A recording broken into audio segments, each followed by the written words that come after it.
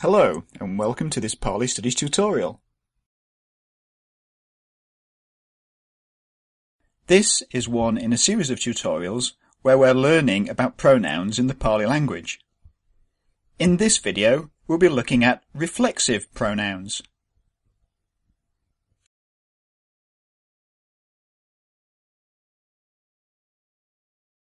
So we already know that pronouns are used to replace substantive nouns. And we use a reflexive pronoun when the person who is realizing the action of the verb is also the same as the recipient of the action. More simply, reflexive pronouns are used when the subject and the object of a sentence refer to the same person or thing. They are called reflexive because the pronoun reflects back the subject of the sentence. In English, they are formed from either the personal object pronouns or the possessive adjectives with the addition of self or selves in the plural. They are words like myself, yourself, and in the third person, himself, herself, or itself. Reflexive pronouns are used in English to replace the object of the verb, that is, the person, place, or thing who is receiving the action, and should only be used when the subject and the object of the verb refer to the same thing. For instance, when looking in a mirror, we might be tempted to say, I see me, because me is the object form of the personal pronoun I. But because the subject and the object of the sentence are the same, the correct wording is I see myself. Notice how if the subject is in first person, the reflexive pronoun will also be in first person, and an example in plural would be you kicked yourself.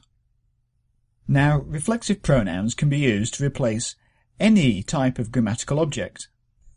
For instance, with prepositional objects, he talks to himself, and indirect objects. For instance, we give ourselves merit. If you remember, an indirect object is someone who receives something. And notice too that the pronoun ourselves is plural, and that's because the subject is plural. Now in the Pali language the situation is quite different. There's no such thing as a reflexive pronoun. However, the noun atta, meaning self, is sometimes used in a reflexive way. The noun itself is masculine, but it can be used to reflect all three genders. So it can be used to mean himself, herself, or itself.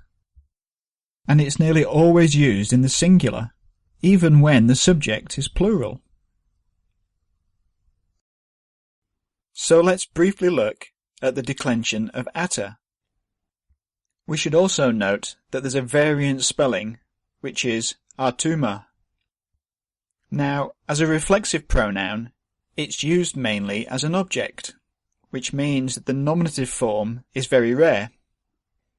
And it's only the other cases, sometimes called the oblique cases, which are important. Okay. Now because atta, when used as a reflexive pronoun, is usually in the male singular, this means that if we want to translate it into an English reflexive pronoun, we have to pay attention to the number and person of the verb. The gender we can only get from the context of the sentence. So let's look at some examples. Pasami atanang. Pasami is in the first person, meaning I see, and therefore we can conclude that atanang must be also in the first person, or myself. Atanang rakasi. Rakasi is in the second person, meaning you protect, and therefore we can say you protect yourself. Similarly, atanang rakanti. Rakanti is third person plural, meaning they protect, and so we get they protect themselves. Now, if we briefly look at the oblique cases of ata, we know that the genitive case indicates possession. So literally, ata in the genitive would mean of himself, but we can render this his own, or her own, or my own, depending on the person and the number of the verb. Also, ata in the instrumental case literally means by or with himself, and can sometimes mean himself personally. For instance, so atano gamang pasati literally is he the village of himself sees, or more simply, he sees his own village. And tumhe atana janata means you know by yourselves, janata being in the second person plural. And this could also be rendered you know personally by yourselves. As well as ata, there are some other Pali terms which can take a reflexive meaning. These are based on the stem sa. The adjective saka can be used in a reflexive way. Being an adjective, it declines to agree in number, gender and case with the noun it qualifies, which is the thing that is possessed. For instance, so, sakang, gamang, pasati again means he sees his own village. Sakang being an accusative case because gamang is an accusative case.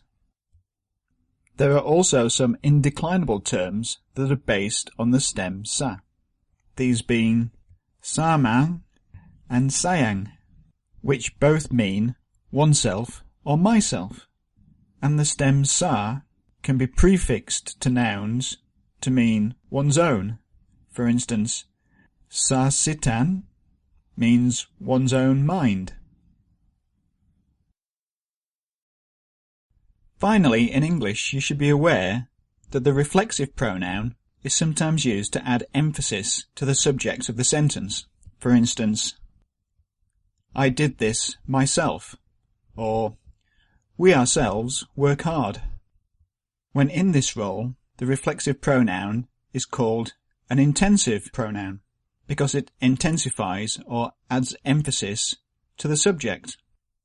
Actually, in these cases, the terms myself and ourselves aren't actually pronouns because they're not replacing another substantive noun, and they can be removed from the sentences without losing the meaning of the sentence. So be aware that the reflexive Pali terms we've been discussing do not operate in this way.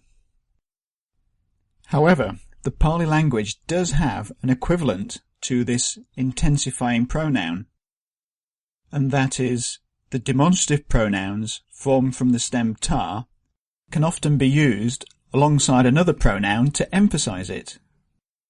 For instance, so ahang literally means this I, but can be taken as I myself, or merely as an intensifier stressing the I of the subject. Okay, so what have we learned? Well, reflexive pronouns in English are used when the subject and object of a sentence are the same. Now, there's no direct equivalent pronoun in the Pali language, but the terms ata and atuma can be used reflexively, in which case they replace the grammatical object of the verb and reflect the subject. Now, it must be stressed that the noun ata has other meanings, but for now we're just looking at its reflexive use. So, there are other Pali words based on the noun stem sa which can be used reflexively, and these are adjectives which decline in number, case and gender to agree with the thing possessed, and generally mean one's own. Well, that's it for this video on reflexive pronouns. For more information, please visit my website.